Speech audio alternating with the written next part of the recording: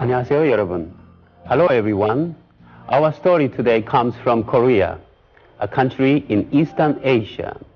In today's story about the blind man's daughter, you will notice that the girl's name is Shim Chung.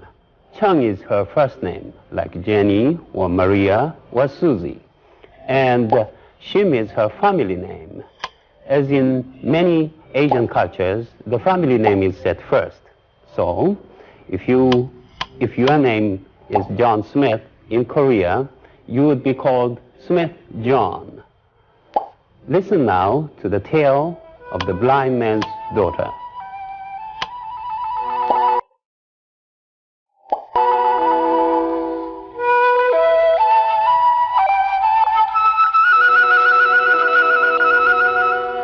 $500 ago, maybe more, there lived in a certain village a girl named Shim Chung. Her mother had died long ago, and now Shim Chung was very beautiful. Her face was smooth and white. Her hair was shiny and black. She was very good and honest, and she had never been sick. It was as if nothing could harm her.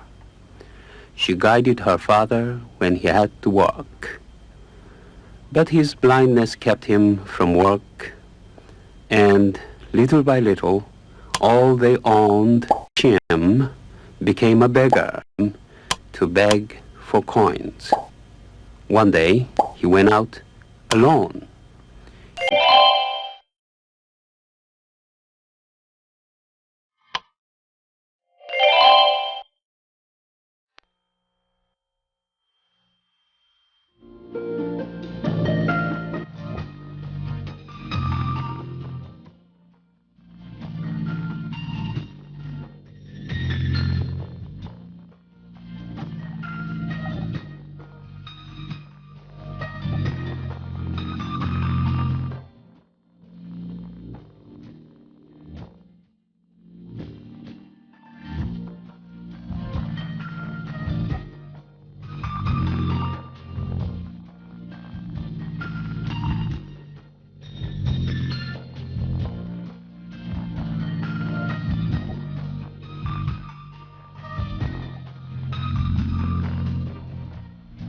Our story today comes from the Philippines, a group of islands in the Pacific Ocean.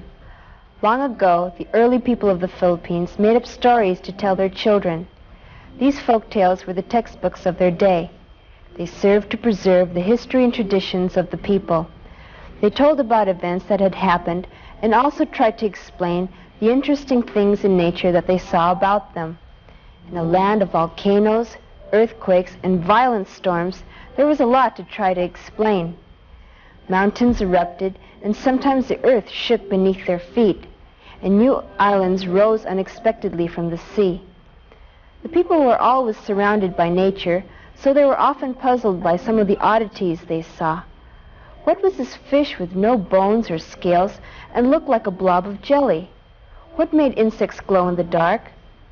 Where did the eagle come from? And the crocodile? They made up a story for everything. Talking animals are found as characters in folktales everywhere. And the thinking monkey, who is the hero of today's story. Jose and the Crocodile, in its characters, setting, and topic, is a typical Filipino story. This story may be like some stories you have heard before. Tell me if it is. Now, listen to this tale of Jose and the Crocodile. It begins, noong unang panahon,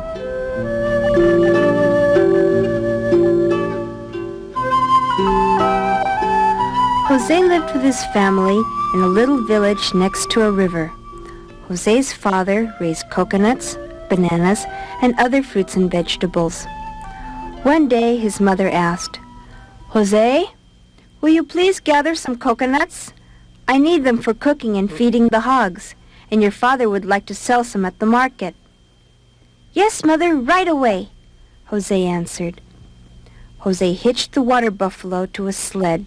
He took his sharp bolo and strapped it to his waist. He climbed on the water buffalo and started looking for